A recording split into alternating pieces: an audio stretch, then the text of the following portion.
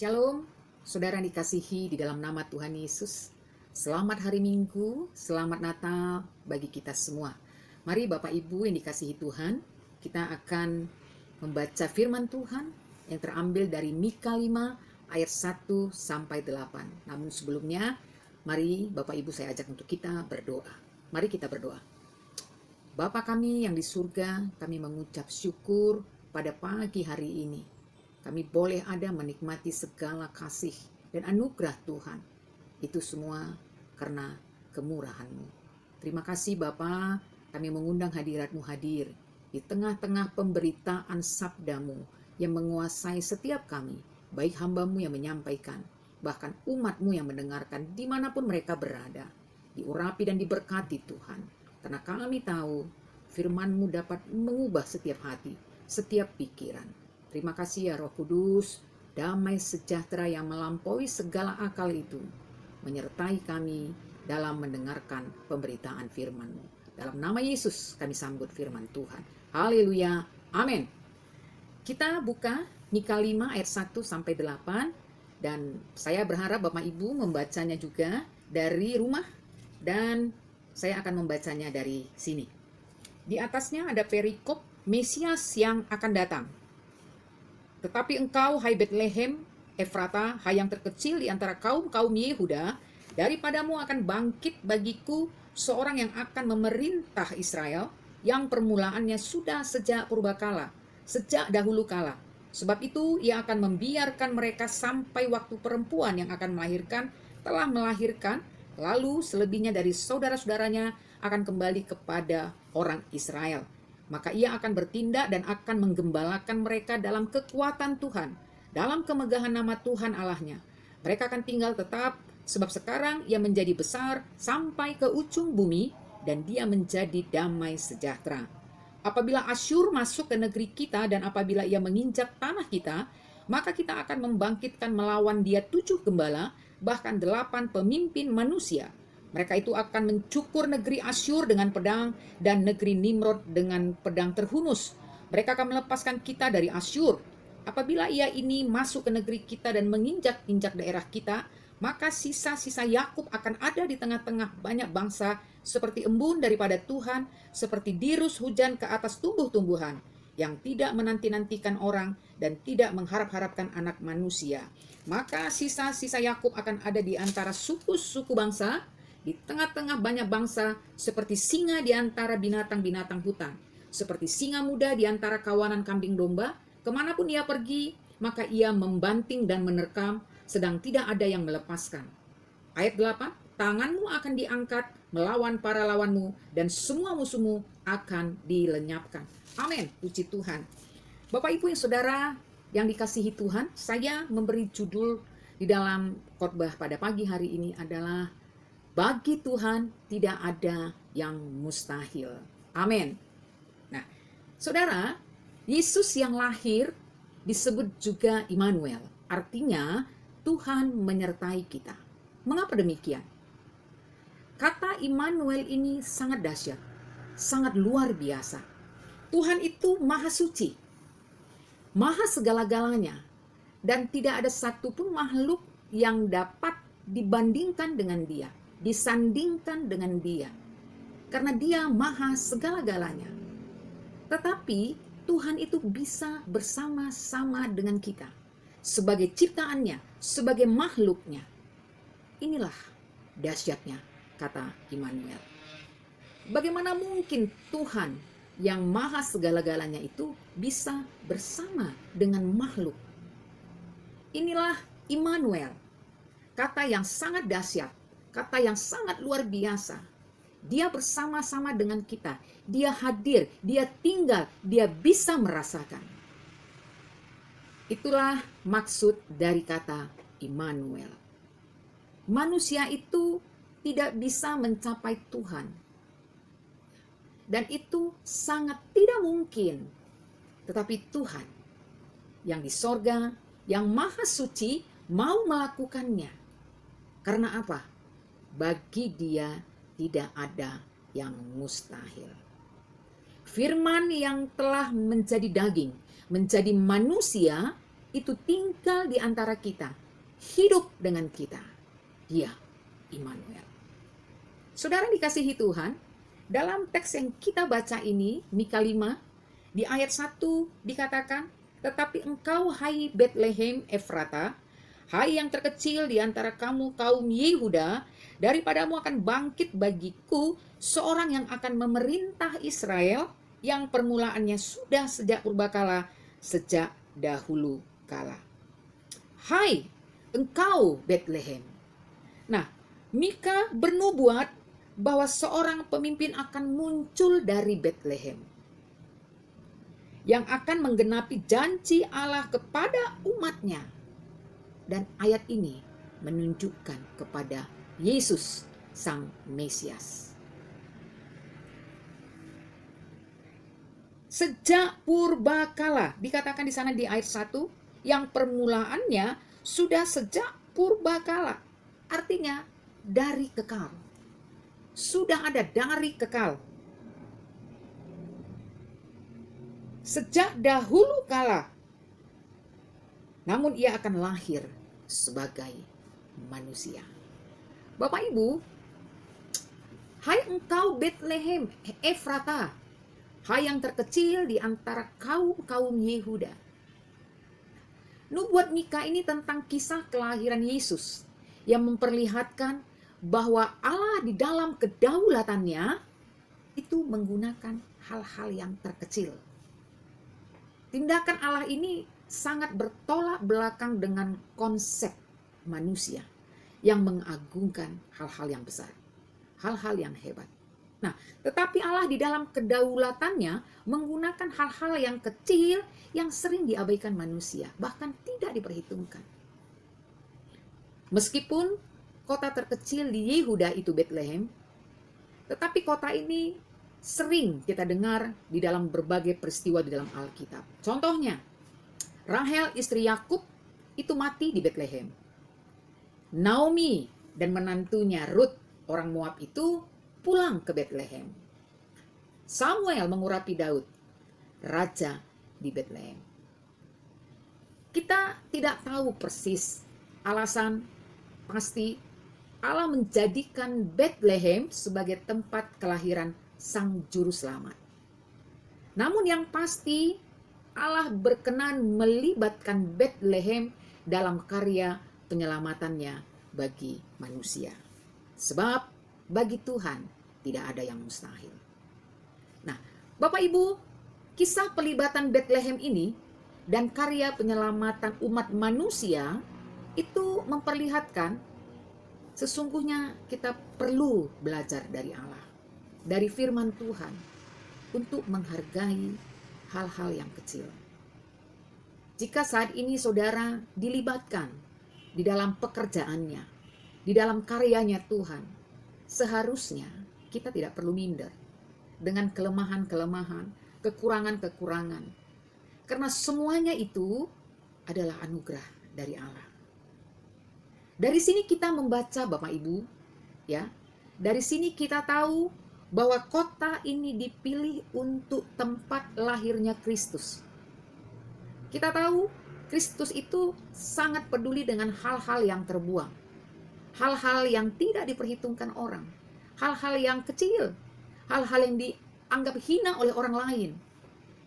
Karena Dia Allah yang berhak dan punya kuasa untuk mengubah, untuk mengangkat. Sebab bagi Dia tidak ada yang mustahil. Nah, sebab itu Bapak Ibu di ayat 2 dikatakan, Ia akan membiarkan mereka sampai waktu perempuan yang akan melahirkan telah melahirkan. Israel akan ditinggalkan Allah sampai Mesias lahir. Perempuan yang akan melahirkan ini secara jasmani ini mengacu kepada Maria, ibu Yesus. Tetapi secara rohani ini menunjukkan kepada kaum sisa yang saleh. Ya. Sisa Yakub yang saleh yang akan ada di tengah-tengah banyak bangsa. Semua harapan untuk Israel, bahkan untuk semua bangsa ini itu terdapat di dalam kelahirannya Yesus, kehidupannya Yesus, kematiannya Yesus, dan kebangkitannya Yesus. Nah, karena itu Bapak Ibu, karena itu semua harapan bangsa ini, bahkan semua harapan untuk umat manusia itu ada di dalam Yesus Sang Mesias. Lalu dikatakan di sana di ayat 2 selanjutnya, selebihnya dari saudara-saudaranya akan kembali kepada orang Israel. Ini mengacu kepada suku-suku Israel, kerajaan Israel Utara. Akan kembali kepada orang Israel, menunjukkan bahwa Mesias adalah bagi ke-12 suku Israel. Di ayat 3 dikatakan, maka ia akan bertindak dan akan menggembalakan mereka dalam kekuatan Tuhan, di dalam kemegahan Tuhan. Saudara, kota Bethlehem yang kecil, Yesus lahir di kota ini berubah. Apa buktinya? Coba kita lihat di dalam Matius 2 ayat 6. Kita akan buka dan baca Matius 2 ayat 6. Saya akan bacakan dari sini Bapak Ibu. Ya.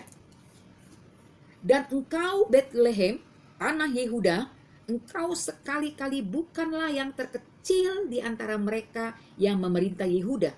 Karena daripada mula akan bangkit seorang pemimpin yang akan menggembalakan umatku Israel. Sekarang Yesus lahir. Berubah tidak kota itu? Saudara, di mana ada kelahiran Yesus, pasti ada perubahan. Saya percaya pagi ini kita mengalami satu perubahan karena Yesus lahir di dalam kehidupan kita. Saudara percaya? Amin. Nah, saya kasih contoh Bapak Ibu. Setiap tahun kita merayakan Natal. Mengapa Natal itu sangat dibenci? Karena Natal berbicara tentang kelahiran Isa Al-Masih, yaitu Yesus. Karena ada Yesus yang lahir, ada nama Yesus yang menggetarkan, nama Yesus yang mengalahkan semua musuh. Karena nama Yesus di atas segala-galanya. Nah, ini dia Bapak Ibu. Kelahiran Yesus di kota Bethlehem telah mengubah kota itu dari yang terkecil menjadi terbesar sampai ke ujung bumi. Kita akan lanjutkan pembacaan kita. Ya. Mereka di ayat 3 akan tinggal tetap sebab sekarang ia menjadi besar sampai ke ujung bumi. Ketika Kristus lahir, dia akan membinasakan semua kejahatan di dunia ini. Dan Israel itu akan hidup dengan aman. Dan Kristus akan memerintah seluruh dunia. Saudara, di ayat 3 tadi dikatakan di sini, maka ia akan bertindak dan akan menggembalakan mereka dalam kekuatan Tuhan. Bapak Ibu, kita punya gembala, amin. Dan kita adalah orang-orang yang tergembalakan. Karena kita adalah orang-orang yang tergembalakan, umat yang tergembalakan punya gembala, maka kehidupan kita itu menjadi teratur. Karakter kita memiliki akhlak, memiliki etika. Perkataan kita bagus, karakter kita bagus, karena kita domba yang tergembalakan. Kalau serigala itu tidak pernah tergembalakan. Amin. Bagaimana menggembalakan serigala? Tetapi karena kita domba, maka kita tergembalakan. Karena itu, sebagai orang yang tergembalakan, mari kita hidup punya etika. Mulai dari perkataan, mulai dari tindakan, dan mulai dari hubungan kita kepada sesama. Ukuran hidup bagi orang yang tergembalakan itu adalah firman Tuhan. Ya. Nah, karena kita umat yang tergembalakan, kita mau taat kepada pemimpin. kita hidupnya mau penuh dengan aturan. Hidup yang sopan santun, hidup yang memiliki budi pekerti. Di sini letaknya. Inilah yang membedakan umat yang tergembalakan dengan umat yang tidak tergembalakan. Amin. Selanjutnya di ayat 3 dikatakan, dalam kemegahan nama Tuhan Allahnya, yaitu Yesus. Di dalam kemegahan nama Yesus ada kemenangan. Ada satu lagu lama, jika saudara ingat, yang liriknya berkata, dalam nama Yesus ada kemenangan. Saudara, kemenangan kita sebagai orang percaya itu tidak secara lahiriah, tetapi juga batiniah. Kemenangan yang menenangkan jiwa. Kita bukan orang yang menang-menangan, tapi kita orang yang punya kemenangan. Dari situlah letak kekuatan iman. Disitulah keyakinan kita. Disitulah pengakuan kita kepada Tuhan. Kalimat selanjutnya dikatakan, mereka akan tinggal tetap sebab sekarang ia menjadi besar sampai ke ujung bumi. Tadi dikatakan terkecil, engkau Bethlehem yang terkecil. Sekarang dikatakan menjadi besar sampai ke ujung bumi. Bapak Ibu, yang terkecil dirubah menjadi besar. Saudara mengimani ini dalam hidup saudara? Bahwa yang terkecil, yang saudara anggap kecil, yang dianggap orang tidak ada, Tuhan akan buat menjadi besar. Amin. Karena itu jangan takut. Jangan takut memulai dari hal yang kecil. Usaha yang kecil, pekerjaan yang kecil, karir yang kecil. Jangan takut. Mari kita bertekun dari sana. Tuhan akan membuat menjadi besar. Orang-orang yang bertekun dari hal-hal yang terkecil, saya percaya pasti ada ujungnya. Punya karir ditekuni. Punya pekerjaan tidak menjadi kutu loncat. Dia bertekun. Dia bersungguh-sungguh. Saya percaya ia akan menjadi besar.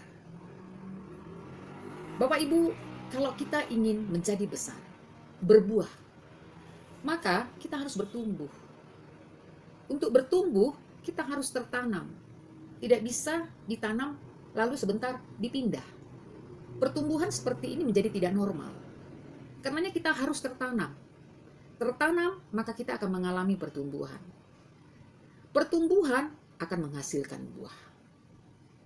Orang yang berbuah akan diutus pergi menjadi alatnya Tuhan. Kalau kita tidak tertanam, kita tidak bisa bertumbuh. Kita tidak bisa berbuah. Karena itu Bapak Ibu, mari tertanamlah di gereja Tuhan. Supaya kita bisa bertumbuh, kita bisa berbuah lebat. Kita percaya 2021 yang sebentar lagi kita akan songsong di depan, itu akan menjadi terbesar. Amin. Kalau hari ini kita masih merasa terkecil, saya mau katakan pagi ini, mari tekuni, percaya dengan iman. Tuhan akan membuat menjadi besar. Jangan takut Bapak Ibu, karena ada kekuatan yang Tuhan memberikan kepada kita. Amin. Nah, saudara, Kristus telah lahir. Pribadi itu telah lahir. Setiap orang yang menerima pribadi itu lahir di dalam hatinya, pasti ada perubahan. Saudara mau berubah? Saudara mau melihat sesuatu menjadi besar di 2021? Terima. Biar dia lahir di dalam setiap hati kita. Ya. Watak, tingkah laku, perkataan, penampilan kita pasti dia ubahkan. Sebagai istri di rumah pasti diubahkan. Sebagai suami di rumah pasti diubahkan. Anak-anak pasti diubahkan. Orang tua pasti diubahkan. Menjadi lebih taat. Karena kita akan menerima janji Tuhan. Ya. Manusia cenderung tidak menghiraukan yang kecil. Manusia cenderung meniadakan yang kecil. Tapi di mata Tuhan berharga. Bahkan yang terkecil Dia janjikan akan menjadi besar. Amin. Kita lanjut di ayat 4. Dan Dia menjadi damai sejahtera. Bapak Ibu, hanya Yesus yang membawa damai sejahtera. Hanya Yesus yang membawa damai sejahtera yang abadi bagi Israel. Kelahiran Yesus membawa damai dengan Allah. Membawa pengampunan dosa dan kepastian hidup yang kekal bagi orang yang bertobat dan menerima Dia dengan iman.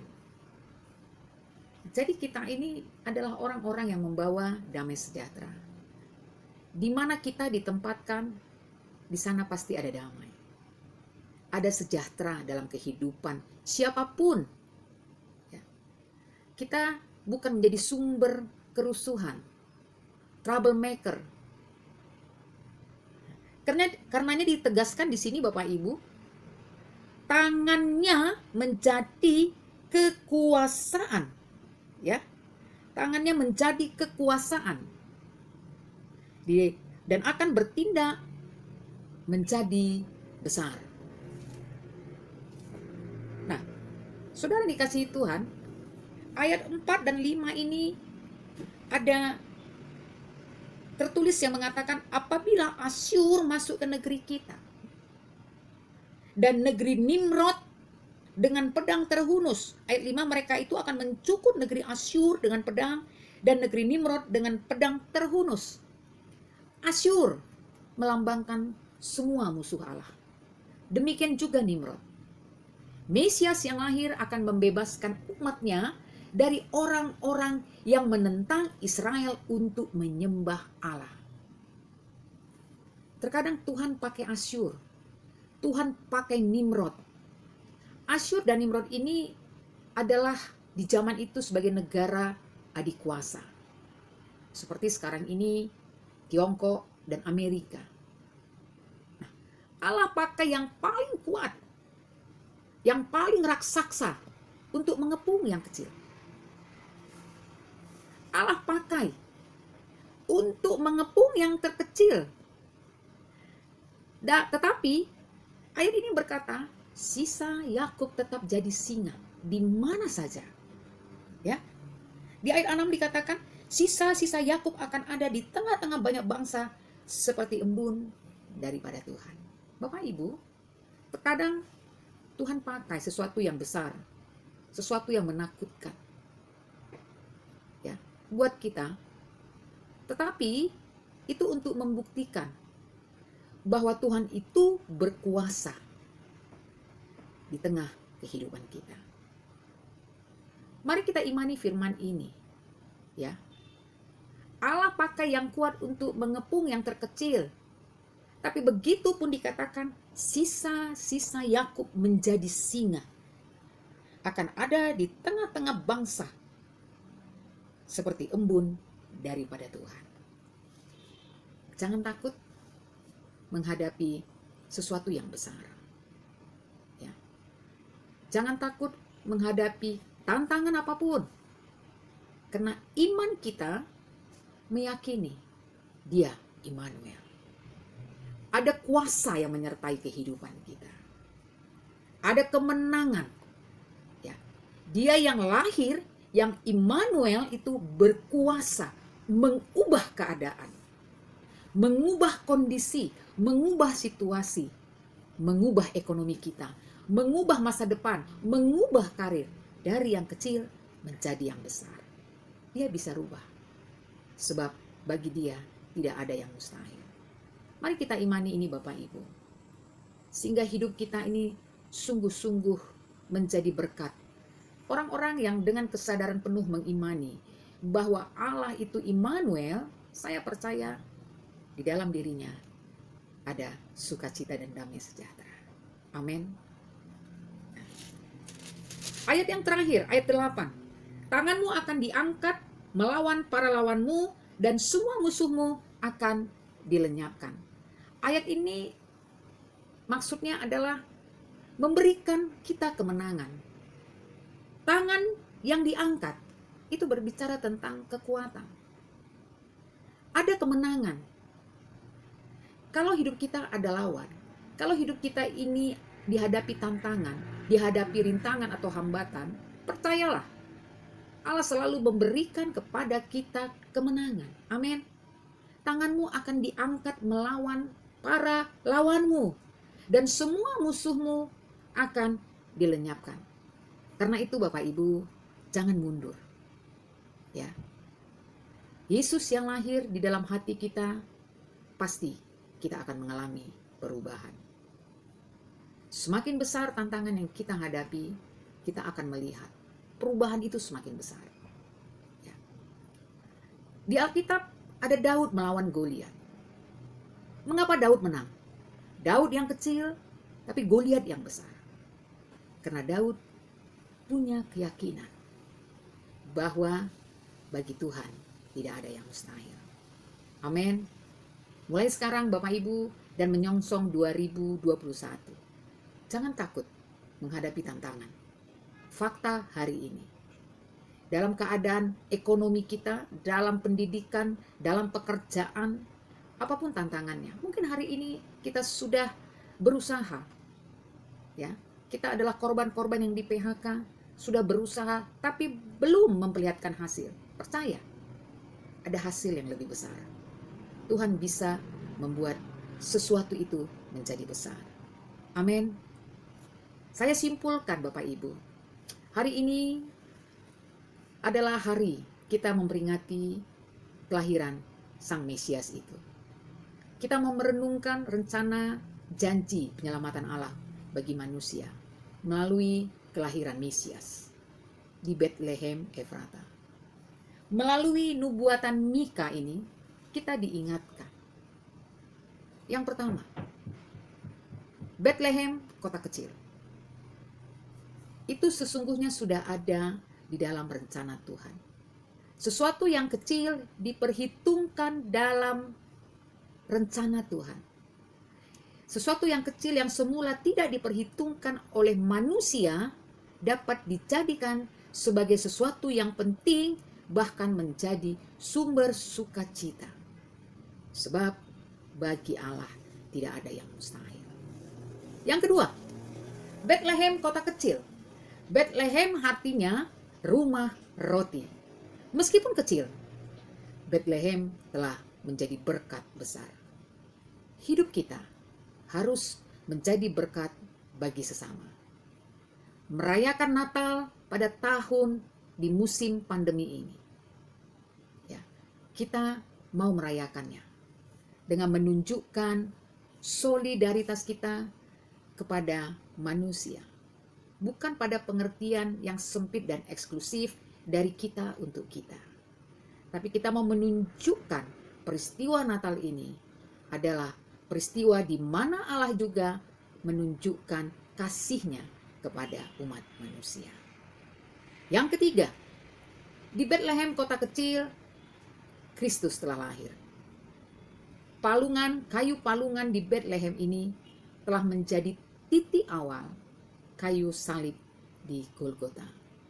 Bapak Ibu, artinya dalam merayakan Natal, mari kita dengan kerendahan hati belajar menjadi yang terkecil dalam ego kita yang besar, ya. Karena Allah mengasihi kita. Amin. Kita percaya bahwa hidup kita ini, yang kecil ataupun yang besar, berada di dalam kasih-Nya Kristus. Sampai memasuki tahun 2021 yang baru, Dia Immanuel yang menyertai kita senantiasa. Karenanya, jangan takut. Sebab bagi Allah tidak ada yang mustahil. Amin. Tuhan Yesus memberkati kita. Mari kita berdoa. Terima kasih Bapa untuk sabda firman-Mu pagi hari ini. Kami imani dan percaya Engkau Allah Immanuel yang menyertai kehidupan kami. Karena itu tidak ada alasan bagi kami untuk menjadi takut. Kami percaya Engkau Allah yang lahir di kota Bethlehem, Efrata, kota yang terkecil. Itu juga menjadi besar di tengah-tengah umat manusia. Berkati kami Tuhan, berkati umat-Mu. Kami akan melihat terus sesuatu yang besar terjadi dalam kehidupan kami. Karena kami imani Allah, Sang Mesias itu sudah lahir dalam kehidupan kami. Terima kasih Tuhan. Dalam nama Yesus kami mengucap syukur. Haleluya. Amin. Tuhan Yesus memberkati Bapak Ibu. Shalom.